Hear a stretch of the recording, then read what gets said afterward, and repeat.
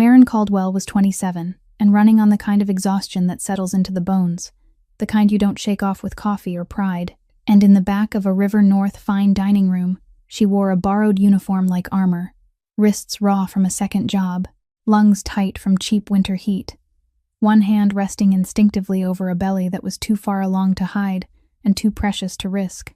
Out in the candlelit glow, Xavier Kane sat at the head of a velvet booth like a man who owned the night, 37, immaculate in a tailored black suit, eyes cold enough to make grown men lower their voices, the brutal architect of a logistics empire that everyone in Chicago praised in public and feared in private. And beside him, Dahlia Rook smiled like she'd never had to choose between rent and groceries. 5 years ago, he'd signed the end of their marriage with the same calm he used to sign a deal when she was 22 and still believed love could soften a ruthless man. They hadn't spoken since, except for one rain-drenched night 8 months ago when a chance encounter at a charity gala led to a moment of shared weakness neither could forget. And now, on the very night he'd quietly tightened his grip on the city's hidden arteries, the server who placed his wine wasn't a stranger at all. His phone slipped from his hand and hit the floor with a sharp, humiliating crack. And for a heartbeat, the whole room went silent, because the woman he'd sworn he'd never see again was standing right there, pregnant, pale, and looking at him like she'd already survived the worst of him. If you felt that chill, hit like, share this story with someone who loves slow-burning twists, and subscribe for more episodes every day. Your support keeps these stories coming. Now listen closely, because Xavier's next move won't just change her life, it'll expose the first crack in a kingpin's perfect control. In the instant the phone hit the floor, and that dry crack spread like an invisible fracture, Dahlia Rook didn't need to ask to know something had just slipped out of Xavier Kane's grasp. Not the metal object lying by the table leg, but the cold control that made everyone in this room obey like a reflex. She leaned in, her smile kept at the exact brightness of a woman used to candlelight and compliments, but her voice dropped just low enough for Xavier alone to hear, sharp and neat as a paper cut, asking if he had a problem with that server, then deliberately called the manager by name and demanded the server be replaced immediately, as if to announce that everything at this table belonged to her, even the air. Xavier didn't bend to pick up the phone right away. He looked toward the kitchen door for one more breath, his dark eyes icing over, and that silence irritated Dahlia more than a confession ever could. When he finally lifted the phone, the screen had a thin crack like a strand of hair. He wiped it once with his fingertip and set it back on the table, so calm the people around him didn't dare look too long. And when Dahlia tried to continue with another cool line to pull him back into dinner, Xavier cut her off with one short sentence, that the wine would be changed, and the meal was paused. Those 2 words were enough to make the air contract, because everyone in this world knew that voice, the voice of a man who didn't ask permission. He gave orders, and the luxury restaurant suddenly became a stage, waiting for someone to remember their place. Behind the kitchen doors, Maren Caldwell still had to keep moving, the tray in her hands heavier than usual, even though it was empty, her heart hammering in her throat like it wanted to burst out, not because she feared a picky guest, but because an old fear had returned. The fear of being named, of being pulled out of the crowd, of being turned into a story in someone else's mouth. She'd barely set the tray on the counter when the restaurant manager appeared, his face flushed from pressure, his voice low but urgent as he blamed her for offending the VIP table and upsetting the woman, saying that people like her weren't allowed to bring their own trouble into a place like this. That one wrong look could cost the whole shift its tips, and if she made a guest complain one more time, she'd have her shifts cut this week. Maren didn't argue. She'd learned to swallow humiliation like medicine. Her jaw tightened, her lips pressed white, and she only nodded like a model server. Because she knew a cut shift meant the room rent would come up short. Prenatal supplements would have to be dropped, and everything would slip out of her hands in a way no one at that table could ever understand. She turned into the dish area, the cheap heat of the kitchen wrapping around her throat until she felt sick, one hand drifting to her belly as if apologizing to the baby for making it stand beside her in a silent war. Then she drew a deep breath and reminded herself she just had to get through tonight. She just had to make it without anyone saying her name again. Out front, Dahlia spoke a little louder on purpose when she ordered wine, laughed on purpose toward a neighboring table as if everything were still smooth. But the servers passing by had started to step more lightly, eyes flicking toward Xavier's table and dropping away at once, because they could feel a tiny but real shift, a pressure that didn't come from shouting but from the empty space after words. When the manager approached the table to apologize to Dahlia and explain they would change the server, Xavier didn't look at him for long. He only set a finger on the edge of the table once, not hard, not loud, but enough to make the man stop breathing like a hand had closed around his throat. Then Xavier said slowly that no one changed his server unless he asked, that this restaurant ran by their rules while this table ran by his, and if the manager wanted tonight to end quietly, he would go straight into the kitchen and make sure no one touched her one more time. He didn't need to say Marin's name. He didn't need to raise his voice. The sentence still froze the whole system around them, because there was a kind of power in it that made people understand. A boundary had just been drawn, and anyone who crossed it would pay. And Dahlia sat beside him, her smile still on her lips, but her eyes changing color, because she'd just realized some pasts don't die. They only wait for the right night to wake up and bite the wrist of the man who thought he was untouchable. The moment Marin stepped into the dish area, the feeling of being called when no one had called still clung to the back of her neck like a cold hand, and just when she thought she'd escaped the dining room's candlelight, the kitchen door swung open, not loudly, but enough to make every knife and cutting board slow down on instinct, because the man who walked in didn't belong here.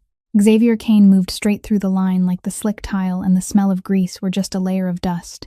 His black suit still crisp, his steps unhurried but decisive, his cold eyes sweeping over every face bent down to work. And no one dared stop him, even though they knew this was off limits, because there was a kind of power that didn't need a keycard. Marin saw him, and everything in her chest tightened, not from longing, but from an old memory slamming into her heart like a stone dropping. The memory of being 22, standing at a signing table, believing that if she stayed quiet, he'd soften. She turned away and tried to act like she hadn't seen him, reaching for a towel to wipe a surface as if work could shield her. But Xavier said her name, so quietly, Marin, and that single syllable made her want to run, because the way he said it was the same as when he'd been her husband, the same as when he believed that if he called, she'd listen. She didn't answer. She walked faster toward the back door where staff took out the trash, but Xavier kept pace, his hand not touching her, only stopping in the air near her shoulder, just enough to force her to halt without giving anyone a reason to witness an ugly scene. And when she spun around, her eyes dark with anger, he looked at her pregnant belly for one breath, then lifted his gaze as if he were staring straight at the consequences of himself. Marin clenched the towel in her fist, her voice low but sharp, asking what he was doing back here, asking what else he wanted to take. And Xavier answered just as low, that he wanted to talk, that he couldn't let her disappear like that he needed to know what had happened. She let out a laugh that held no joy, only exhaustion and bite, telling him what happened didn't concern him anymore, that 5 years ago he'd finished signing, he'd closed the door and thrown the key away, and if he saw her here tonight, it was only a cruel coincidence of this city, not an invitation for him to step back into her life. Xavier took half a step closer, the expensive cologne and the cold night clinging to his coat, making Marin remember the lavish parties where she'd had to sit beside him like a decoration, and she felt like she might throw up, not from the pregnancy, but from the memory. He said she was pregnant, that she couldn't work like this, that she needed to be taken care of, and the words taken care of had barely left his mouth before Marin's spine went rigid like she'd been insulted, because she knew that in his mouth, care had once meant control, locking her inside a beautiful room and forgetting she existed. She cut him off, telling him she didn't need his pity. She hadn't come here begging for money. She didn't want another envelope or another transfer that would later be used to remind her she owed him silence. She only needed him to go back to his table and let her finish her shift, because her life was so fragile that a single rumor could bring it down, and she didn't have time to play the lead in his regret. Xavier looked at her like he was seeing a woman who wasn't afraid of him for the first time. Then he asked, his voice turning colder, who the baby's father was, and Marin felt heat rise behind her eyes, not from shame but from humiliation. She spat out that the child had nothing to do with him, a desperate lie meant to shield the baby from his world, but the way her hand trembled over her belly told Xavier a truth she wasn't ready to admit. Then she blurted out what he didn't expect, that she worked 2 jobs, cleaning an office building in the mornings and standing here at night, that she owed hospital bills from emergency visits for her blood pressure, that she got prenatal care at a public hospital, that the doctor said she was at risk of preeclampsia if she kept living under stress and pushing her body too hard. But she still had to work because if she stopped, rent would swallow her before any complication got the chance to. Xavier went silent, his eyes darkening, and Marin thought he'd say something commanding like he used to. But she didn't wait. She pressed a hand to her belly, and her voice trembled for the first time, like a crack showing through, as she said she'd learned how to live without being saved. She'd learned to take herself to the hospital, sign her own papers, pay every bill with tip money, endure nights she couldn't breathe because the room was cold, stand back up after being deceived, and the only thing she was asking of him now was not to take one more step into her life if he only meant to step in and step out again, because she couldn't let a child grow up inside the feeling of being abandoned one more time. Xavier watched her for a long moment, as if choosing between the instinct to possess and something newer he hadn't learned yet. Then he said slowly that he hadn't come to buy her off, but Marin immediately shook her head, reminding him of her rules before he could promise anything, that he couldn't use money to turn everything into obligation. He couldn't bring his people here, he couldn't make noise, and most of all, he couldn't touch this fragile life with the hand of a boss, because if he did, she'd disappear again, fast and clean, like she'd never existed. When Marin turned her back and walked deeper into the kitchen, Xavier didn't follow her another step. Not because he'd run out of power, but because her last line landed like a blade in the pride that had always kept him upright, that if he stepped in and then stepped out again, she'd vanish cleanly as if she'd never existed. And this time he knew she meant it. He stood still for a few breaths in the smell of hot oil and steam, hearing pans clatter, hearing orders called, hearing even his own heartbeat moving with a strange slowness. Then he turned away without looking at anyone, and when the kitchen door opened, warm candlelight spilled in like a polished shell, hiding what had just cracked inside him. At the VIP table, Dahlia was waiting with a perfect smile, as if she were sitting beside a man who never let the past touch his cuff. But her eyes measured him the way you measure a scratch on something expensive. She asked where he'd been so long, her voice light but hard, then added that this wasn't a place for staff to ruin a guest's mood, words that sounded like a reminder that she had the right to demand. Xavier sat, set the napkin on his lap like a machine, his gaze skimming the tabletop as if everything here had suddenly become meaningless, and he answered Dahlia in a few final sentences, that dinner was over, that she could go ahead and leave if she wanted, that he had business. No explanation, no soothing, no chance for her to turn this into an emotional negotiation. Dahlia gave a small laugh, trying to save face, saying he was too tense from work, saying they could talk at the penthouse. But Xavier only looked at her once, so cold her next words dissolved on her lips, and she understood that there were nights this man belonged to no one, not even the woman sitting beside him. He stood, didn't touch the wine, didn't touch the main course, only left a payment large enough that no one would dare question it, then walked out of the restaurant through a field of hurried, lowered eyes, as if the whole room were automatically parting for a decision no one had heard. In the car, Chicago streetlights slid across the glass like knife streaks, and Xavier sat in silence for a long time, his hand resting on the phone with the cracked screen, studying that hairline fracture like a map, leading back to what he'd left behind. He remembered Marin's wrist raw and red, remembered the way she'd set a hand over her belly like she was guarding the only thing that still belonged to her, remembered her voice when she talked about the public hospital, the risk, the debt, and what tightened his breathing the most wasn't the fact that she'd suffered, it was that she'd suffered without him, as if he'd never existed in her life at all. When the driver glanced up in the rearview mirror for direction, Xavier gave one short order to drive home. Then he called Sloane Mercer the moment the car rolled away from River North. His voice was low and clipped, showing no feeling, but every word carried the weight of command as he told her to investigate everything about Marin Caldwell, her address, her jobs, her finances, her medical records, quietly and legally. She wasn't to be frightened. There were to be no traces left behind, and under no circumstances was anyone from their world to touch her life. Sloane went silent for a beat, as if committing the gravity to memory, then asked if he wanted her to handle the man who'd gotten her pregnant, the kind of question that came as reflex in their world, and Xavier cut her off at once, saying no. No one was to handle anyone without his direct word. No one was to touch anything that could drag Marin into the dirty zone, because if there was one thing he understood more clearly than ever, it was that the underworld could smell weakness, and one wrong move would make Marin stop being a woman trying to survive one day at a time and start being a target. He ended the call with one last instruction: increase security around her in a way that stayed invisible, like a shadow that didn't touch the light. And as the car pushed into the night, Xavier leaned his head back against the seat, obsession rising like cold water. Because for the first time in his life, what stole his sleep wasn't an enemy out there. It was a woman who'd once called him husband and could now disappear from this world with nothing more than a locked door and a changed phone number. Marin's shift ended later than usual because the manager deliberately made her scrub the floor one more time as a quiet punishment, and when she changed in the staff room, her hands trembled a little from the cold and from the tension she'd been forced to hold in all night, her belly heavy as a warm stone that made her lower back ache until it went numb.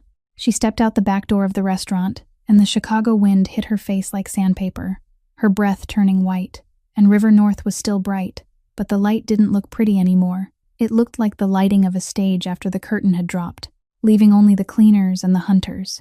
Marin pulled her collar up and walked fast toward the bus stop, keeping her pace steady so she wouldn't startle the baby.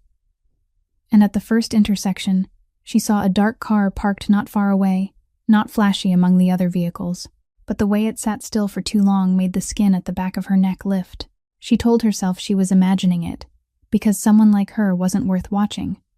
But when she turned onto the next street to avoid a quieter stretch, the car rolled after her, slow and smooth, like a shark that didn't need to hurry.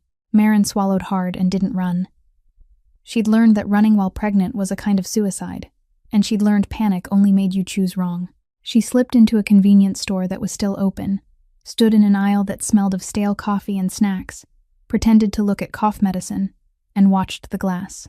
The car was still there, still waiting, and a cruel question flared in her chest.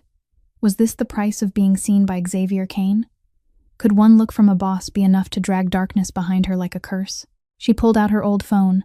The screen cracked at one corner, the battery red, and her hand paused over an empty contact list. No one to call except emergency services. But she didn't call, because she knew a call would turn her fear into paperwork, into questions, into waiting time, and waiting was the one thing she didn't have. Marin slid the phone back into her pocket, bought the cheapest bottle of water and a pack of crackers, then stepped out with a group that had just come in, blending into the crowd like a shadow. She walked 2 more blocks to a bus stop that was busier, stood under the shelter with a few night shift workers, stared down at wet pavement reflecting streetlights, and she still saw the dark car in the distance, not closing in but not disappearing either, as if someone only wanted her to know they could reach her whenever they chose. When the bus arrived, Marin got on and sat near the driver by reflex, her arms wrapped around her bag as if it held her whole life, and in the window she watched the car turn off down another corner, no longer following, but that didn't ease her. It only changed fear into something quieter and more stubborn. When she reached the neighborhood where she rented her room, the hallway light flickered, the familiar damp smell hit her, and Marin climbed the stairs one step at a time, partly from exhaustion and partly because she had to manage her breathing, her heart still beating faster than normal after the whole night. Her room was so small, the twin bed nearly touched the mini stove, a folding table, a rusted sink, and a thin curtain over a window that faced a brick wall, but it was the only place where she could lock the door and breathe without performing.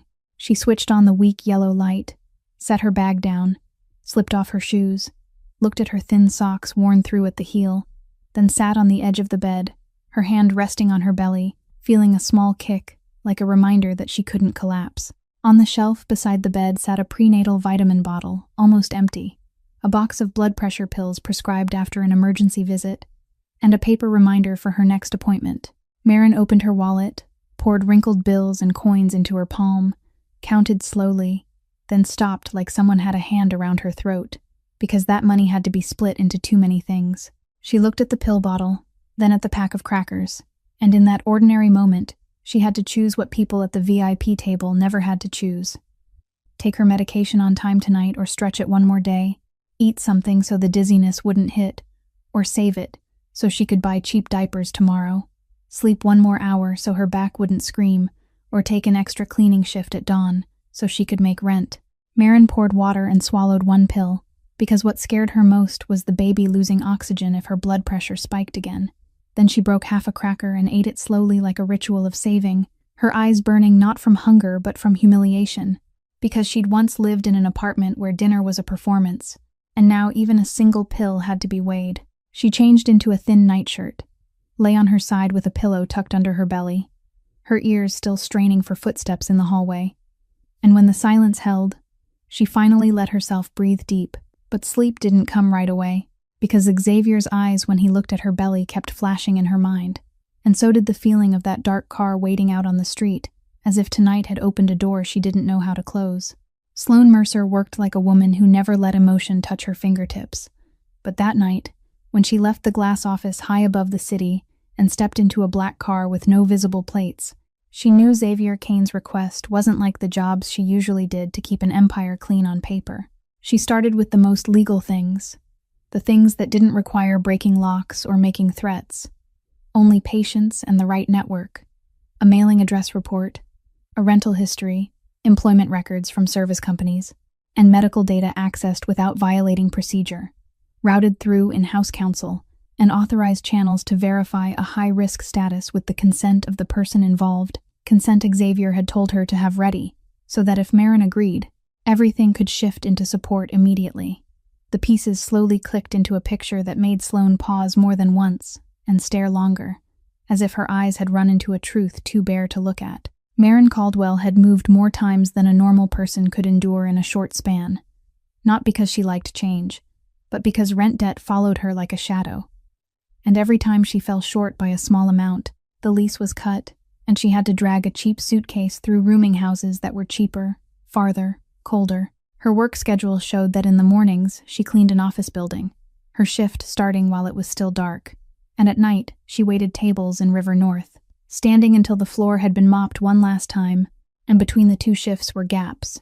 She used to sleep in fragments on buses or on a folding chair in her cramped, rented room.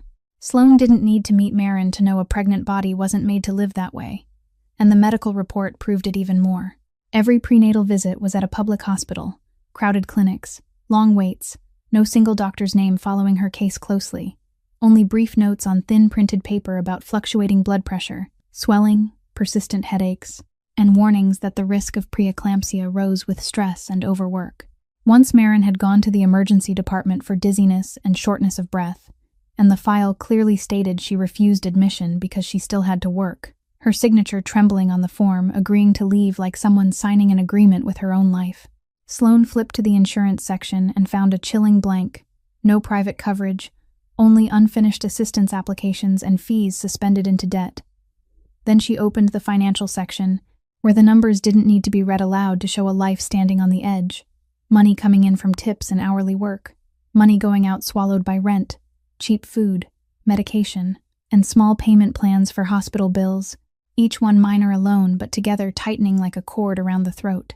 Sloane was used to watching people break under power wars, but here there was no clear victory or defeat, only a woman trying to keep herself and her baby alive one day at a time, and it was that quiet that made everything feel so brutal. She pushed deeper in another direction, not to invade privacy but to find danger, because Xavier had given her one instruction that sounded more like instinct than command.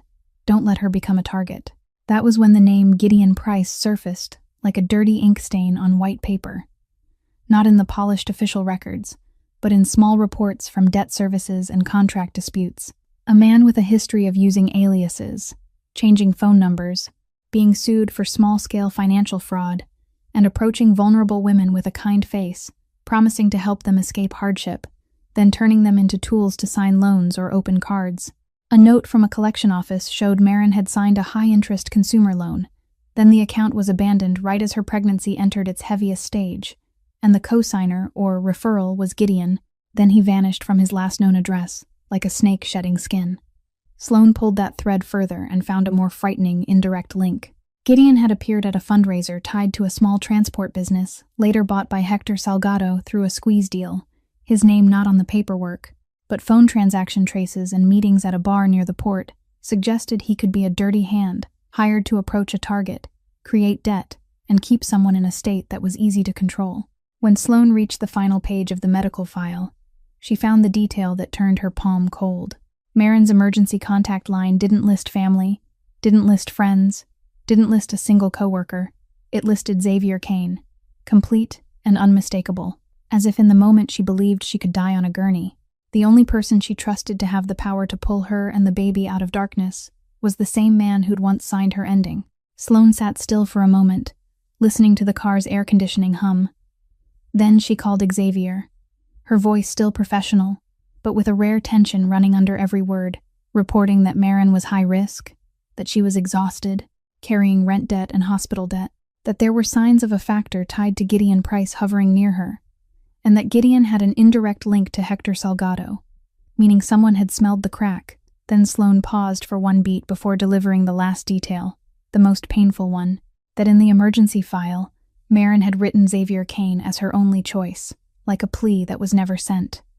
And in that moment, Sloane knew this story was no longer an investigation. It was a mirror held up to the part of a boss he'd spent his whole life hiding beneath perfect control. Xavier listened to Sloane's report in his dark office, where glass walls looked down on Chicago the way you look down into a cold fish tank. And he didn't interrupt her once, not because he was patient, but because every sentence nailed itself into the place he always avoided, the place where he'd kept convincing himself that once the signatures were done, it was done. When Sloane talked about rent debt, hospital debt, the times Marin went to the emergency room and then signed herself out because she still had to go to work, his chest tightened like something had wedged itself between his lungs and his next breath. But he kept his voice even, asking for details, asking about procedure, as if turning pain into data would let him control it. When Sloane said the emergency contact listed Xavier Kane, he went quiet for a beat longer, his fingers gripping the edge of the desk until they turned white, and in his mind he saw Marin on a cold white gurney, alone, with a name she didn't dare call but still wrote down, as if it were the last float left in deep water. Xavier didn't explode the way people expected. He didn't smash anything. He didn't order revenge on the spot, because Gideon Price and Hector Salgado appearing in the same breath did something else. It turned regret into a survival equation, and in his world survival always came with strategy. He ended the call with Sloane in one short line, "Keep everything sealed," then immediately called Brody Vance, the attorney who'd watched him sign multi-million-dollar agreements with the same calm he used to sign a menu. And when Brody answered, Xavier didn't waste words. He said he needed a clean, legal plan with no gaps, to protect Marin Caldwell and the baby, and to protect them from being used as a card. Brody was silent for a few seconds, his professional tone shifting into the mode of a man who understood law and understood war, and he asked Xavier what the objective was, and Xavier answered, not with emotion but with principle. Medical support had to be documented, housing had to be held legally, money had to be transparent enough to audit, and most of all, Marin had to have the right to refuse at any moment. He didn't want her turned into a prisoner of kindness disguised as power. Brody began building the legal frame on the call, support structured through a community fund or a company-sponsored assistance program, not directly tied to Xavier's name, paired with confidentiality agreements and non-personal terms, so Marin could receive care like an ordinary citizen, with the right to live, not like a debt that had to be paid. Xavier asked for an additional option for safe housing, not a flashy mansion, but a clean, warm apartment near a hospital, leased under a legitimate real estate company, with a standard rental contract, nominal rent, or subsidized through the program. Everything defensible in court if it ever came to that, so no one could claim she was being held or bought. When the topic shifted to security, Xavier's voice changed, slower and sharper, because this wasn't only protecting a woman, it was protecting a weakness that had been scented, and he wouldn't allow Hector to turn it into a cut. He made strategic decisions in the same night, minimizing any traceable link between Marin and his system, using an invisible layer, people who looked like building security, delivery drivers, or ordinary residents, positioned close enough to intervene, but not close enough to cause panic, and under no circumstances were they to approach Marin unless she was in real danger.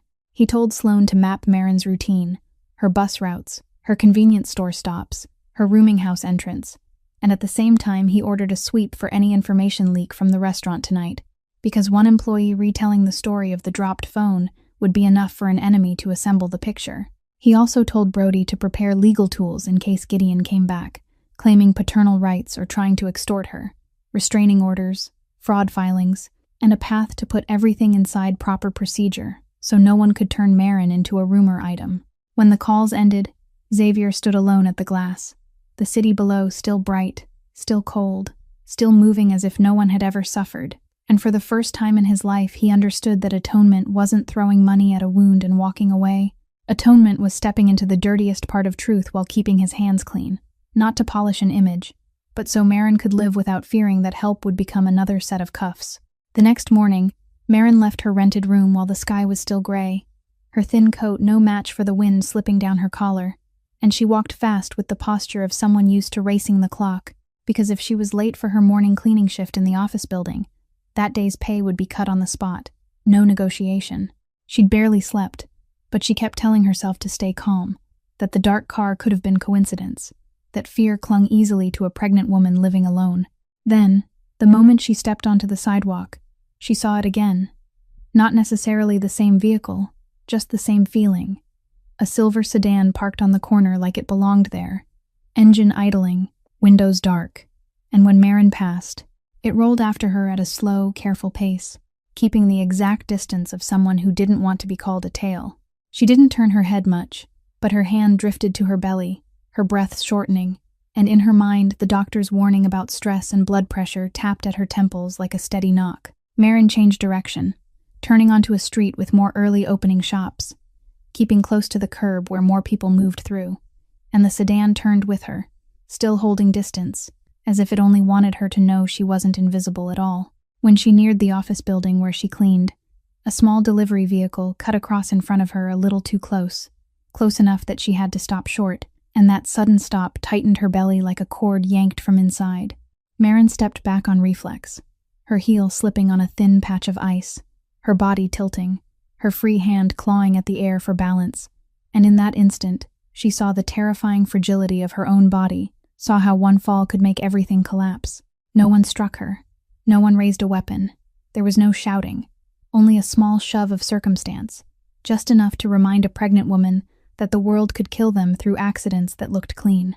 A man in a gray jacket who looked like building security appeared at exactly the right moment, stepped in and steadied Maren by the elbow without holding on too long, asking if she was okay, and Maren nodded too fast, embarrassed and panicked at once, her eyes sweeping the street like a small animal searching for an exit.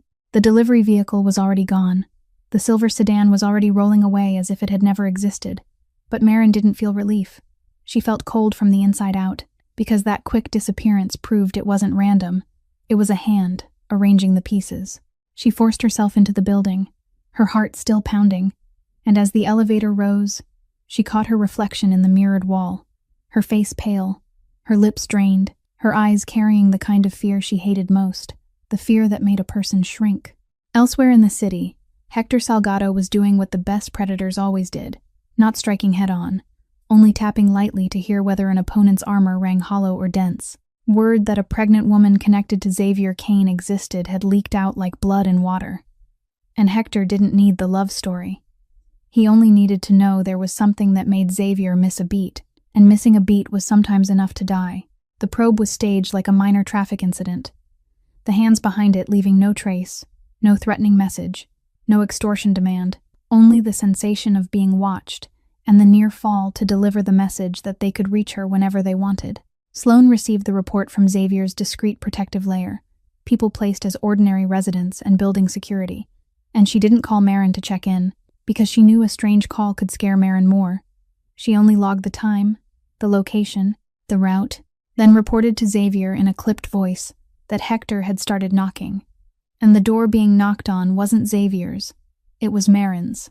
Xavier didn't order armored SUVs to swarm the block. He didn't fill the hallway with men. He didn't turn protection into a statement, because he understood that display would make Maren a clearer piece of prey. It would make other hunters smell it and rush in.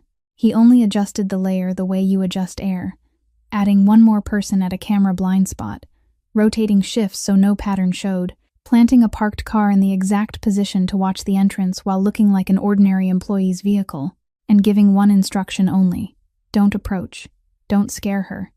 Just stay close enough that if she truly fell, there'd be an arm there in time. Meanwhile, in the office building's restroom, Maren washed her hands for a long time in cold water, trying to slow her heartbeat, but her hands still trembled, and when she pressed both palms to her belly, she whispered a sorry like a prayer, because she understood that the night she'd run into, Xavier had opened a door, and on the other side wasn't only their past, but the people out there standing in the dark, patient, waiting for her to lose her balance one more time. By midday, Maren started to hear a low ringing in her head like wind whistling through a door crack, and the hallway lights in the office building suddenly looked too bright, as if everything were vibrating even though she was standing still. She tried to finish the remaining floor because she was used to treating headaches as normal, used to treating dizziness as the price of one night without sleep. But when she bent to wring out the mop, her heart began to race, her belly tightened, and a wave of vertigo pulled the ground out from under her in a single breath. She grabbed the railing in time and didn't fall, but her legs turned to water. Cold sweat broke at the back of her neck, and she heard herself breathing fast, like there wasn't enough air even though the air around her was full. The building security guard, the man in the gray jacket who'd steadied her that morning, appeared almost immediately, asked if she was okay. And this time Maren couldn't pretend. She nodded automatically, and then shook her head right after, her lips bluish from cold and fear, and she whispered that she needed to sit down. Minutes later, in the building's small medical room, a blood pressure cuff beeped. The numbers on the screen made the nurse call emergency services, and Maren stared at that string of digits like a sentence with no name, because she'd heard the doctor talk about preeclampsia. She'd heard the warning that stress could push everything beyond the safe line, and she knew the baby couldn't protect itself from a body slipping out of control. The ambulance took her to the public hospital with a siren slicing through intersections, and Maren lay on the gurney, eyes fixed on the white ceiling of the vehicle, one hand on her belly to feel the small movements, like holding onto a thin thread that kept her from falling into panic. The emergency department was packed, waiting chairs full, a child crying, numbers called over a speaker, the smell of disinfectant mixed with wet coats, and Maren felt herself back in the place she hated most, because it always reminded her she had no one beside her. When the nurse asked for an emergency contact, Maren bit her lip and almost said she didn't have one, but the words stuck in her throat like a stone, because the truth was, there was no one left to call in her phone, and the name she'd written on paper wasn't because she wanted to. It was because she was afraid of dying in silence. Dr. Priya Nair met her in a quick exam room, her voice firm but not cold, eyes moving from the chart to Maren's ashen face, asking if she had a severe headache, blurred vision, swelling in her hands and feet, then warning her bluntly that her blood pressure was at a dangerous level, that stress and overwork could push her into preeclampsia at any time, and that she needed close monitoring, she needed rest, she needed a safe plan starting today, not when everything had already broken. Maren listened, and her eyes burned, not with emotion, but with helpless humiliation, because everyone told her she needed rest, but no one told her rent would disappear on its own, or hospital debt would erase itself. She stammered that she didn't have insurance, that she still had to work, that she couldn't stay long.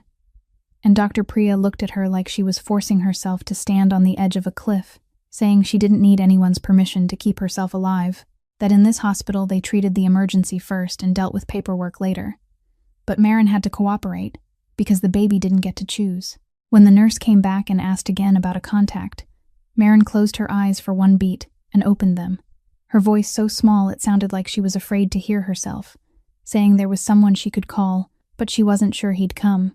Dr. Priya asked who it was, and Maren said the name Xavier Kane, then turned her face away at once, as if she'd done the most shameful thing of her life. What followed moved inside the legal boundaries the hospital had to keep. Staff didn't let anyone in just because they claimed to know her. They required confirmation from the patient, a signed consent, and the person had to wait in the designated area. When Xavier arrived, he didn't bring a convoy. There were no bodyguards planted at the door. Just one man in a dark coat, hair neat, face unreadable, moving through the crowded corridor like a shadow, trying not to take up anyone's space. He stopped at reception, gave his name, presented identification the way Brody had instructed, and accepted the wait, because here money didn't buy the door, and power didn't pick the lock. Only Maren's consent could let him cross. When the nurse asked Maren again if she allowed him in, she hesitated long enough it felt like she might break. Then she nodded, not because she wanted to lean on him, but because she was too tired to fight the whole world alone. Xavier stepped into the room and saw Maren on the hospital bed, an IV in her arm, her face pale, hair messy, and for the first time he didn't speak for a few breaths. He didn't give orders. He didn't use a boss's voice. He just stood there like an ordinary man facing what he'd abandoned, and Maren looked at him with an expression that was both guarded and exhausted, and between them there was no candlelight, no scent of power, only the cold white light of a public hospital and a truth so clear that if they kept talking with their old weapons, the one who would be hurt most wouldn't be them. It would be the baby lying quiet beneath Maren's trembling hand. In the small room of the public hospital, the heart monitor beeped steadily like a clock with no mercy, and Xavier stood beside the bed without touching Maren, as if he feared a single touch would make her flinch from memory. Marin watched him for a long moment, then turned her eyes away and fixed on the white wall washed in hospital light. Her voice rough from a dry throat and from swallowing too much for too long, asking why he'd come, to be angry, to interrogate her, or to play the good man in front of the doctor. Xavier drew a breath, and this time he spoke in a low voice that wasn't cold, saying he was sorry, not because she was lying in a hospital bed, but because he'd walked away as if a signature was enough to erase his responsibility, because he'd left her to swim alone in a city that didn't forgive the weak, and he didn't have a single excuse that could make it less cruel. Marin let out a short laugh with no joy, saying sorry didn't pay rent, didn't lower blood pressure, didn't make the baby any safer, and she hadn't come here to listen to a powerful man practice sounding human. Xavier didn't react the way he used to. He didn't harden his tone. He only nodded, admitting she was right, that words weren't enough, and he wanted to know what he could do so she and the baby didn't have to live in fear. Marin turned back to him, her eyes tired but sharp, and she said plainly that if he meant to help, he had to help in a way that didn't become another cage. Her first condition was safety, not safety that looked like bodyguards filling a hallway, not a convoy that told the whole neighborhood she was connected to him, but invisible safety that didn't turn her into a target, that didn't let the people out there know she was his weakness, because she'd already felt watched, and she knew his world liked to bite the soft spots. Her second condition was privacy. She didn't want his people at her rooming house. She didn't want anyone questioning neighbors. She didn't want her poor life turned inside out like a file to be judged. And if he needed to know something, he had to ask her directly, and he had to accept answers that might make him uncomfortable. Her third condition was transparency. Any support had to have paperwork, had to be legal, had to look like an ordinary assistance program anyone could receive. Not envelopes, not silent transfers, not the kind of money that made her owe emotional debt. And she had to have the right to say no at any time without being punished by the help disappearing. Xavier listened to every sentence like he was hearing a new contract. But unlike every contract he'd ever signed, this one didn't grant power. It limited power, and that forced him to swallow the instinct for control that lived in his blood. Marin paused for a breath, her hand resting on her belly as if to gather courage. Then she said the condition she knew would touch his darkest corner, that he wasn't allowed to take revenge for her. She didn't need him hunting down the man who'd deceived her. She didn't need anyone to vanish. She didn't need her pain turned into a warning shot in the underworld, because the moment he did that, everything would cling back to her and the baby. There'd be police, there'd be press, there'd be other predators arriving, and in the end, she'd still be the one paying the price. Xavier didn't answer right away, his eyes darkening as if a cold tide had risen. But he nodded slowly and said he wouldn't do anything that made her pay. That if there was action, it would move through lawyers and proper procedure, not through a gun. Marin watched him like she was testing whether that was real. Then she gave the last condition, the most important one, that if Xavier wanted to be connected to the baby, he couldn't show up like a storm and disappear like he'd never come. He couldn't come once to the hospital so he could feel better about himself, then go back to power and forget there was a life growing day by day. He had to be present steadily, on schedule, with responsibility, with a consistency she could lean on without fear of collapse.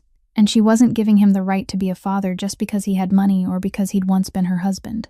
If he wanted to stay, he had to prove it with time, by showing up for doctor appointments, by respecting her boundaries, and by accepting that she could still leave if she felt unsafe. Xavier looked at Marin for a long time, as if he were seeing a version of her he'd never truly seen, a woman who didn't beg anymore, who didn't tremble in front of him, who stood upright inside pain and wrote the rules to protect her child. He said quietly that he agreed, that he'd do what she'd just said, not to earn instant forgiveness in her eyes, but so she didn't have to fight alone one more time. Marin didn't nod like she was forgiving him. She only closed her eyes for a beat, as if shutting a door inside herself, then opened them and looked at him, and said in a voice that was tired but clear that this wasn't a chance for love. It was only an agreement about survival. And if he broke it even once, she'd disappear, and this time there wouldn't be a goodbye. After the hospital day, nothing turned into a fairy tale just because of an apology and a nod. It became a chain of appointments that had to be on time, paperwork that had to be signed in the right places, and silences they had to learn to endure without turning them into weapons. Xavier began to show up on the schedule Marin agreed to, not with a convoy and glare, but with an ordinary car, a dark coat, and the unfamiliar patience of a man who was used to making other people wait for him. The first time he drove her to the public hospital's prenatal clinic at the exact appointment window, he sat in the waiting area among other working people, not prioritized, not bowed to, just a severe, quiet face. And Maren found that more unsettling than any expensive gift he'd once thrown into her life when they were still married. In the exam room, Dr. Priya Nair checked her blood pressure, asked about sleep, diet, stress levels, and said plainly that Maren needed to cut back her work shifts, needed warm, stable housing, needed close monitoring because the warning signs were still there. Maren listened with her stomach tightening as she thought about rent. But this time Xavier didn't cut in, didn't answer for her, didn't talk to the doctor like medicine was a contract. He only sat there with his hands laced together, taking in every word like a lesson he'd never believed he'd have to learn.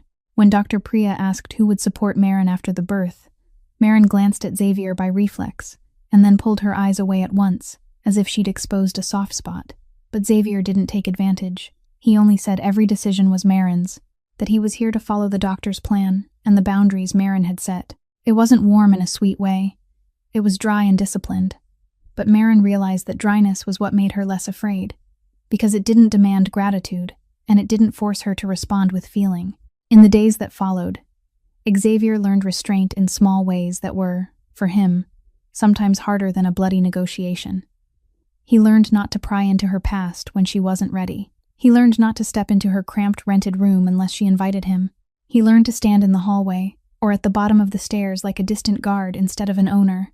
And he learned to listen when Maren talked about the cruel choices poverty had forced her to make. Between them, there was still a pull that felt both warm and poisonous, like a small flame in a cold room.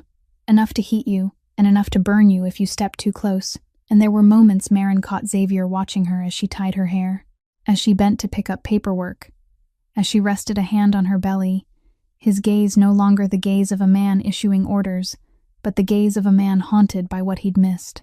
Maren hated the way her heart slipped a beat under that look, because she was afraid of being weak, afraid she'd forget the day she signed the papers.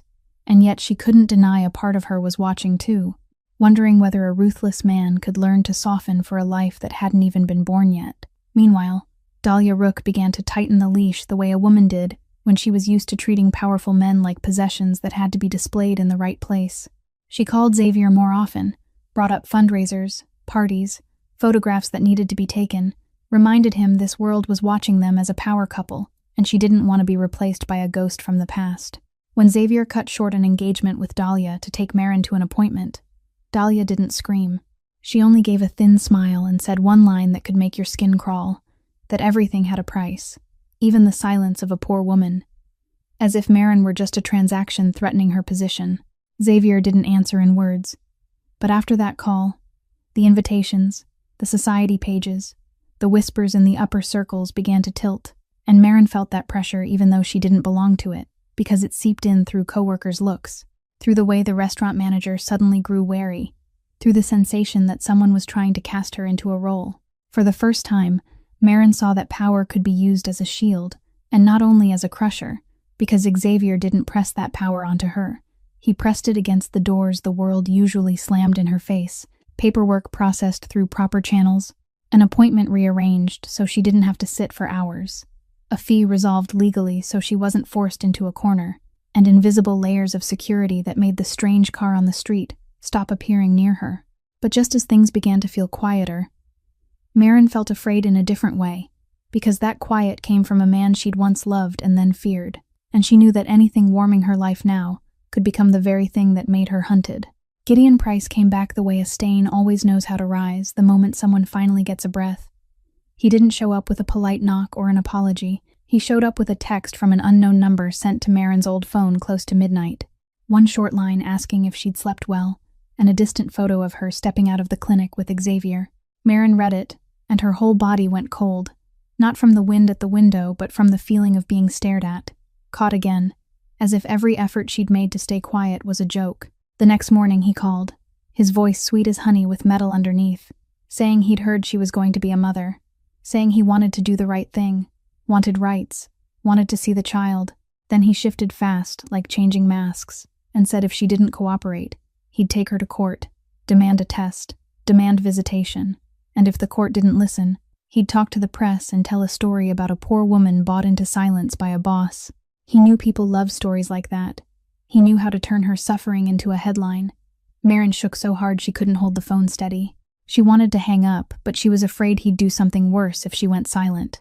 And his voice kept pouring into her ear like a tightening cord, saying he didn't need much, just a payment so he'd disappear, or a handwritten agreement so he'd have rights. And he casually reminded her of the old debt, of her signature, like she was merchandise he'd already stamped. Maren tried to say she'd call a lawyer, and Gideon laughed and said lawyers needed time, and he had photos. When Maren told Xavier, staying inside the boundary she'd set, she sent only one line: that a man named Gideon had contacted her again and was threatening to sue, and that single line was enough to make Xavier's world go cold like the power had cut out. His first instinct was to make Gideon disappear from the city overnight, to erase the stain with the fastest method his world had always used. But Brody Vance called back immediately, his voice hard as steel, reminding Xavier that if he touched Gideon the old way, Gideon would become the victim, Maren would become the witness, and everything would be dragged into the light in the dirtiest possible way. Xavier went silent, rage like an animal trapped in his chest, but he nodded even though no one could see it, and gave Sloane a single order: track Gideon from a distance. No contact, no threats, only documentation. Brody moved at once, setting a legal perimeter like building a wall, filing for a restraining order based on harassment and threats, collecting the texts, calls, and covert photos, while also assembling the older fraud history, the high-interest loans, coerced signatures, and most important, proof that Gideon had abandoned Maren during her pregnancy, offered no support, no care, and only returned when he smelled money and leverage. Brody also warned Maren never to meet Gideon alone, never to answer at length, never to exchange anything outside counsel, and everything had to go through proper channels so when they stepped into court, Gideon would have no stage left. Maren listened to the instructions and still felt her chest tighten, because she understood paperwork moved slowly, while fear moved fast, and every time her phone buzzed, she flinched, her arms wrapping around her belly, as if shielding something precious from a dirty hand. Gideon didn't stop. He sent another message saying if she thought Xavier would save her, she was naive, that powerful men only protected what belonged to them, and he'd use the baby as a rope to tie her down if he had to. Then he added one cruel line about how she'd never escape a man like Xavier, because she'd once been his wife. When Xavier read those words, his jaw locked until it hurt, his eyes darkening like he could break anything in front of him. But he held back, not because he was weak, but because this time he understood that protecting Maren didn't mean spilling violence to satisfy his rage. It meant keeping everything clean enough that Gideon couldn't turn her into the center of the storm. He called Maren, his voice low and even, not promising to make Gideon vanish, only saying Brody was handling it, that she wouldn't face this alone, that everything would move through law, and if she felt afraid, she only had to say so, because tonight he wouldn't show up and disappear. He'd stay at whatever distance she allowed until that stain was dragged into the light and locked down by the very thing Gideon hated most: a complete file, a cold judge, and a truth with no room left for him to invent his story. In the days while Brody built the file, and the court began counting hours in the cold way paperwork does, Hector Salgado sat on the other side of the city with the patience of an old predator. He didn't need to touch Maren directly to hurt Xavier Kane. He only needed to place a dirty piece in the right square and watch whether the boss would respond by instinct or by reason. Gideon Price was bait to Hector, shameless enough to harass, bold enough to take photos, cheap enough to sell any story to anyone, and most of all anonymous enough that if he got crushed, no one would mourn him. When Gideon sent the photo of Maren leaving an appointment with Xavier, it wasn't only a threat to a woman, it was a knock on Xavier's glass, a question that didn't need words. What would the boss do when his soft spot was dragged into light? Hector waited for Xavier to react the old way. A disappearance in the night, a nameless body in water, a burst of violence that made the docks go silent.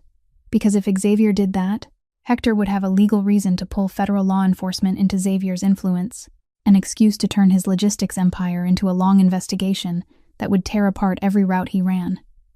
But Xavier didn't give Hector that gift. He chose a counterattack that looked on the surface like ordinary corporate procedure, and underneath it was ruthlessness measured in spreadsheets and time. He pulled his finance team and operations team into a closed meeting, No gun on the table. Only open laptops and route lists, contractor lists, secondary port lists, and he ordered the cash flow cut to the shell companies Hector used to wash shipments through the southern line.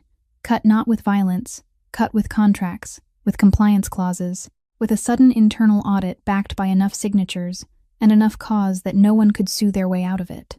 Containers that used to slide through a side port were suddenly held for missing certificates. Trucks that used to clear fast were suddenly forced into lines because the system flagged irregularities. Payments that used to flow on schedule were suddenly frozen for suspected fraud. It all happened in silence like an illness spreading through blood. And Hector began to feel the ground soften under his feet without seeing a single hand push. Sloan fed Xavier exactly what he needed to break Hector without firing a shot. Financial fragments of intermediary transactions, transfers routed through shell companies, meetings between Hector's people and contractors who'd once signed with Hale Logistics, and a chain of forged invoices heavy enough that any agency would have to look if it landed in the right place. Xavier didn't throw that evidence into the open. He set it like a knife against Hector's throat by sending a message through a secure channel. A reminder that if Hector kept touching Marin or used Gideon to drag the story into light, those files would be delivered to the right person at the right time in a way no one could trace back to him. Hector understood that language because he lived by the same unsaid rules, and he answered by tightening somewhere else. A strange car passing Marin's block, a shadow standing under an awning for exactly 2 minutes, and then vanishing. No trace left behind, a warning that he could still reach. He was simply choosing not to reach deeper yet. Xavier read the reports and understood this was the underwater war, where whoever surfaced first got shot, and whoever exposed a weakness first got broken. He raised the invisible protection layer another notch, not to show off but to stop Hector from staging another clean accident. And at the same time he locked down every information channel around Marin, forcing the old restaurant into tighter confidentiality, requiring involved staff to sign non-disclosure confirmations, and quietly shifting Marin's clinic schedule into less crowded time slots to reduce the chance of another long lens photo, all of it routed through paperwork and procedure the way Marin had demanded. In his office, Xavier stood over the shipping route map, the way a man stands over a war map, and he realized Hector didn't want Marin dead. Death was too loud and too risky. Hector wanted Marin to become a crack, one that widened every time Xavier tried to seal it, until the whole system tore. Xavier chose to fight back with cold patience, cutting Hector piece by piece, route by route, payment by payment, until Hector understood that touching Xavier's family would drag everything Hector built in darkness out into legal light. It was controlled cruelty. No blood on his hands and still enough to make an enemy choke. And somewhere in a cramped rented room, Marin held her belly and listened to the street outside grow quieter, not knowing this temporary calm wasn't a miracle. It was a boss learning how to fight clean to protect a woman who'd forbidden him to use violence as love. That night, after a long day that felt quiet but was only quiet because someone was holding the storm outside the door, Marin sat on the edge of the bed in her cramped rented room, her feet slightly swollen, her back stabbing with pain, and exhaustion clinging to her bones like dust she couldn't shake. On the folding table lay the documents Brody had sent, clauses, instructions, cold lines about restraining orders, evidence, procedure, and Marin stared at them like a safety net made of paper, thin, but the only thing between her and the drop. Xavier stood in the doorway, exactly where her boundary allowed, not stepping in, not looking around as if assessing her life, only standing there with both hands in his coat pockets, eyes dark, like a man forced to learn how to wait. She'd tried to keep her voice steady for weeks, tried to speak like this was a contract, tried not to show weakness in front of him. But tonight, when her phone buzzed one more time from an unknown number, and then went still, when footsteps in the hallway made her flinch, when the baby kicked hard as if reminding her it was enduring too, Marin felt every layer of strength inside her crack. She blurted a question she hadn't meant to ask, asking if he knew what it felt like. How every time she heard a car stop under the streetlight, her heart dropped. How she had to count pills, how she had to choose between eating and sleeping, how she had to stay kind to rich customers while her belly hurt and her head buzzed, and still smile for tips. Xavier didn't answer right away. He only said he knew he couldn't understand it all, and that admission hurt her more, because she'd grown used to men either denying her pain or using it to control her. She looked into his eyes, and for the first time she didn't speak in conditions or rules. She spoke the raw truth she'd kept hidden like a wound. That the day at the hospital, When the nurse asked for an emergency contact, she'd wanted to say she had no one.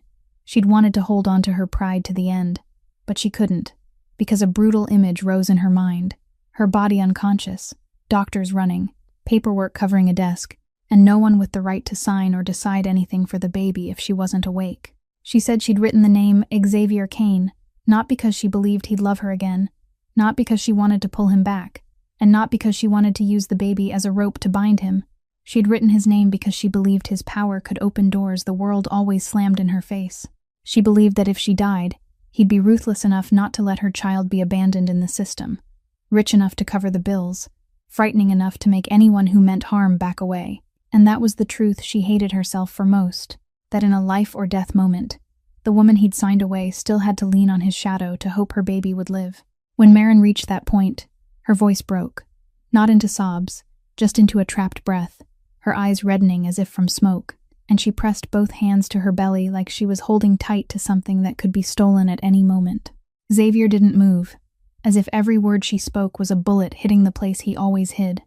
And for the first time, he didn't defend himself with power or coldness. He watched her for a long moment, then said slowly that she never should have been put in that position, that she never should have had to write his name as a last option, because he should have been the first man standing beside her when everything began to collapse, not the man she called when she was about to fall. He said he accepted the fault, without blaming work, without blaming the past, without blaming her for not speaking. Because the truth was he'd chosen to leave and treated it like his right, and that was a sin with no decoration. His voice was low and dry, like he was reading a sentence over himself, and when he said sorry again, it wasn't a line to soften the room. It was an admission that he'd made a woman live like a fugitive inside her own life. Maren didn't soften. She didn't offer forgiveness. She only looked at him like she was watching a man stand in front of his own fracture. And Xavier understood that if he wanted to keep his word, he had to speak in concrete action. He said that starting today, her medical schedule would be secured through the legal structure Brody had built, that her housing could be moved into a safer apartment under a transparent lease if she agreed, that every hospital cost tied to the pregnancy would be handled through a lawful sponsorship program, so no one could use it to extort her, and that he would be present on time, steady, without spectacle, without vanishing. He said he wouldn't touch Gideon with dirty hands, but the man would be locked down through law, and Hector would be forced back by things that couldn't be bent with guns. Then he said one last line that made Maren bite her lip so she wouldn't truly cry, that if she'd once written his name to save her child when the world wouldn't, then from now on he would give her more choices than a single name, so when she gave birth she wouldn't tremble with fear of being left behind, and the baby would grow up knowing safety wasn't a favor. It was a right. The night Maren went into labor hit like a sudden collapse. Chicago beyond the window layered in sleet and wind, tiny pellets of ice snapping against the glass like someone knocking in a hurry, and the city that was already cold turned colder, as slick streets reflected red and blue flashes. Maren woke to a contraction that wouldn't let go, not like the dull aches before, but a hard clamp from deep inside that folded her in half, her hand clawing the edge of the bed, a broken breath tearing out of her mouth. In the weak yellow light, she saw her feet were more swollen, her head pounded like a hammer, and when she tried to stand, her vision went dark for a beat. The fear of preeclampsia Dr. Priya had warned about rising sharp as printed words. She didn't panic in screams. She was too used to saving herself. She reached for her phone, her fingers shaking but still hitting the right numbers, calling emergency services first, then texting Xavier one short line that she was in pain and her blood pressure might be climbing. No extra words, no begging, only reporting it like a woman who kept her boundaries even at her weakest. The ambulance arrived with a siren cutting through wind.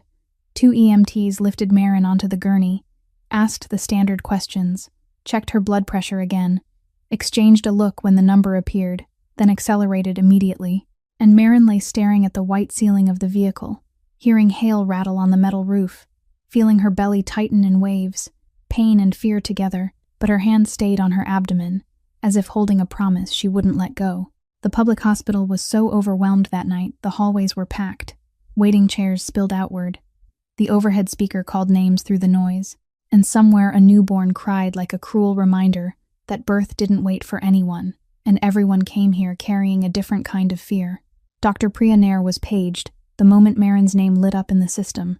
She came in with a severe expression, assessed quickly, said the blood pressure was dangerous. The signs of preeclampsia were clearer, and they had to intervene to protect both mother and baby. No delay, no bargaining. Maren heard the word intervene like a door shutting behind her. She nodded, not because she understood every medical term, but because she understood one simple truth. The baby needed out of a body that was turning into a trap. Xavier arrived after Maren had been moved up to labor and delivery. He didn't surge in like a boss entering a boardroom. He went through the reception desk, showed identification under policy, signed what he was allowed to sign, accepted the hospital's boundary, and waited where they told him to wait. And when the nurse asked Maren if she permitted him inside, Maren was breathing hard with pain, but she still opened her eyes toward the doorway, still reminded herself she had the right to choose. She didn't have to be helpless to be cared for. She nodded him in, but before the next contraction dragged her under, she said one sentence, hoarse and clear, that he was entering as someone she permitted, not as a husband, and Xavier answered with a single nod, as if receiving a sacred rule. In the delivery room, cold white light made everything bare. There was no candlelight of River North, no glass and velvet from the luxury world, only disinfectant, metallic clinks, doctors and nurses exchanging fast instructions, and Maren's breath shredded by each contraction. Xavier stood where he was told. Didn't touch her until she allowed it. Only watched her hands clench into fists, watched sweat bead on her forehead, watched her eyes hold a look that was both iron and terror, and for the first time he understood his power was useless against a body fighting to bring life into the world. When Dr. Priya said they had to increase medication, had to monitor closely, had to prepare for stronger intervention if the pressure didn't drop, Xavier didn't argue. He asked the only thing he was allowed to ask, whether Maren was safe, whether the baby was safe, and the answer was that they were doing everything they could. Maren gritted her teeth, tears breaking free not from weakness but from pain.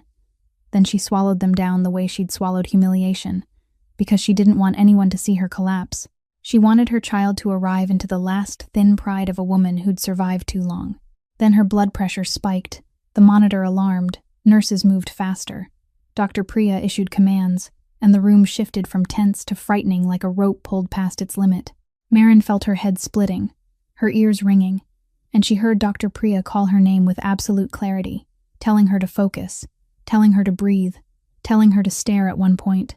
Maren stared at one point, and it was Xavier, the man standing still, his eyes faintly red but not crying, his face drawn tight like a hand was squeezing it, and he spoke to her in a low voice, not a command, only an anchor, saying she could do this. She wasn't alone. He was here, and he wasn't going to disappear. Maren didn't answer. She only breathed and endured, holding her boundary and her dignity like a thread in a storm. And as the pain stretched on with no end in sight, the cold white light kept exposing everything like an unavoidable truth, that tonight no one was richer, no one was more powerful. There was only a woman fighting to survive, and a man standing at the border between the past and a new chance, where only discipline and presence could save what mattered most. The moment the first cry rang out, it wasn't loud, but it was sharp, like a blade cutting straight through the storm inside the delivery room, and Maren managed one choked breath before everything in her went soft with exhaustion. Dr. Priya Nair said a short line that the baby was okay. The nurse wiped him down, checked him fast, then placed Jonah on Maren's chest for skin to skin, the way protocol required, and when that tiny warmth pressed against her, Maren was weak and wide awake at the same time, tears spilling without permission because all the pain from minutes ago suddenly had a meaning that was cruelly clear. Jonah was flushed and wrinkled, his little hand curling into the fabric of the hospital gown like he was gripping life itself, and Maren bent her head and kissed his forehead with a trembling kiss, one thought pounding through her. You made it here. Xavier stood at the permitted distance, watching, his throat tightening like someone had a fist around it, the cold white light exposing everything on his face, the shock and the late fear that he'd almost lost them both. When the nurse asked for the baby's name for the chart, Maren was panting, but she said it clearly.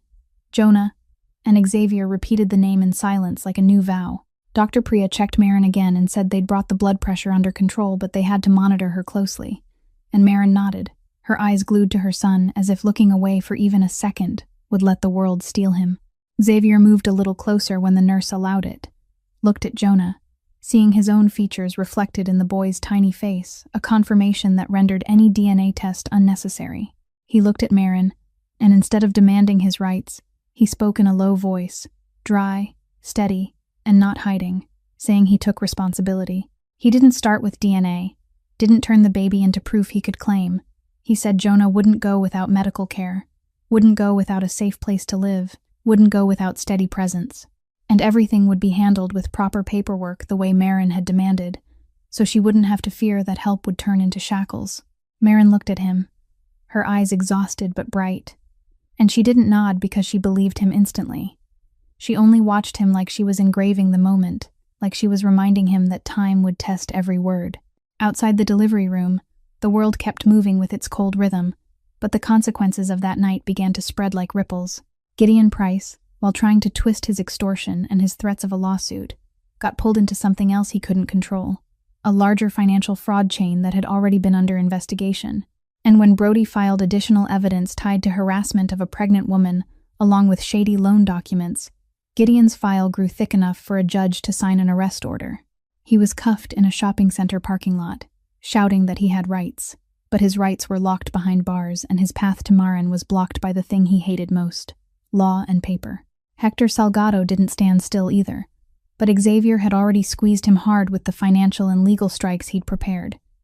Hector's shipping routes jammed under audits and violations, shell companies had their cash flow cut, and some of his partners suddenly turned away out of fear of being dragged into an investigation, forcing Hector to step back to save what remained.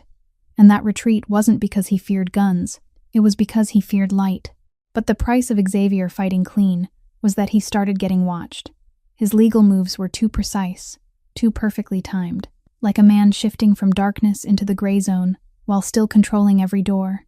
And in this world, when a boss suddenly chooses cleanliness, both enemies and authorities get curious. Questions began surfacing in closed meetings.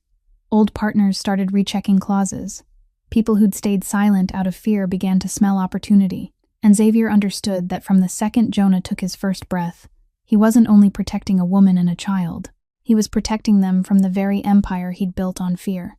He called Sloan that same night after Maren was moved into recovery, ordering a full restructure of Hale Logistics' surface layer, cutting the crude, violent branches, replacing people in positions where leaks were likely, tightening compliance until it hurt, and building a legal wall around anything tied to Maren and Jonah, so no one could reach them through rumor or dirty pressure. Maren lay in the postpartum room with Jonah asleep on her chest like a small, warm weight, and she listened to footsteps in the hallway, knowing Xavier was somewhere just outside the boundary she allowed, not forcing his way in, not claiming space, only staying present.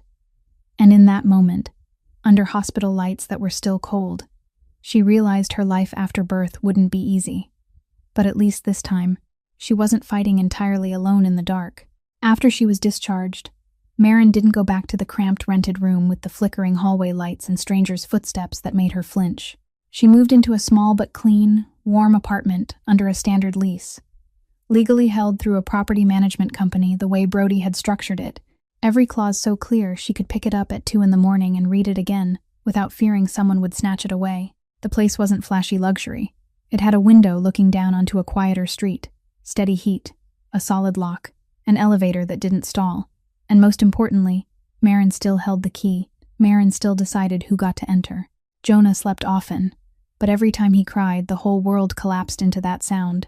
And Maren, sore from delivery, learned her breathing again, learned diaper changes under the kitchen light, learned formula in nights that stung her eyes, learned the difference between a hunger cry and a cold cry, and in each small task she felt herself reclaim something she'd lost long ago, the right to live without trembling at tomorrow.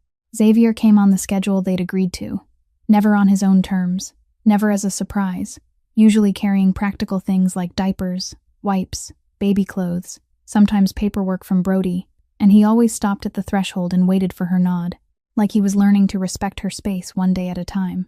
Maren didn't let her heart soften just because he showed up. She kept her boundaries with discipline, and her first discipline was a clear custody agreement. No vagueness, no reliance on feeling, because feelings could shift, and paperwork could protect Jonah when adults became unstable. Brody arranged a meeting in a bright office where everything looked ordinary, like any family handling routine process, and Maren walked in with Jonah in his stroller, her back still aching but her eyes fully awake. She demanded a specific visitation schedule, clear divisions of medical and education decision-making, accurate updated addresses for notices, and every financial support item transparent through accounts and documentation. Traceable, explainable, so no one could later claim she'd taken dirty money or been bought. Xavier sat across from her, didn't scowl, didn't push back. And what surprised Brody and Sloane wasn't that he agreed. It was that he accepted being bound, accepted lines of text that limited his power, accepted that being a father wasn't ownership, it was obligation. When Brody read the clause requiring Xavier to provide financial information tied to support levels, Xavier signed without hesitation, like he understood this was the price of making sure Marin didn't live in fear of being dragged into court or trapped by paperwork. Marin watched that signature without showing emotion, but something inside her shifted quietly, because he'd signed the divorce papers with the same calm once, and now he was signing custody papers with the same calm, only this time that calm wasn't meant to sever, it was meant to hold responsibility. Alongside stabilizing life for herself and her son, Marin began planning for herself, not a dreamy plan, a plan she could build in small steps. She pulled out old school records, enrolled in an online evening program to finish the vocational certificate she'd abandoned when rent swallowed her whole. She wrote a clean schedule on a sheet of paper taped to the fridge. When Jonah slept, she studied. When Jonah woke, she cared for him. And when exhaustion hit, she reminded herself that independence didn't mean doing everything alone. It meant knowing what she needed and setting conditions to receive the right support. Xavier didn't insert himself into her plan. He only made sure the foundation stayed stable. Postpartum medical costs handled through the proper program. Pediatric appointments set so Marin didn't have to sit for hours in overcrowded rooms. And the invisible layer of security still there like bulletproof glass no one could see. Inside his own empire, Xavier began cutting surface-level violence the way he'd decided, ending pointless intimidation, changing debt recovery and dispute handling into thicker legal routes, forcing tighter compliance across operational branches even when it made people angry, because he'd learned something he used to dismiss as weakness, that family was the easiest point to break, and the only way to keep it wasn't to hit harder, it was to make sure the storm couldn't find an excuse to crash in.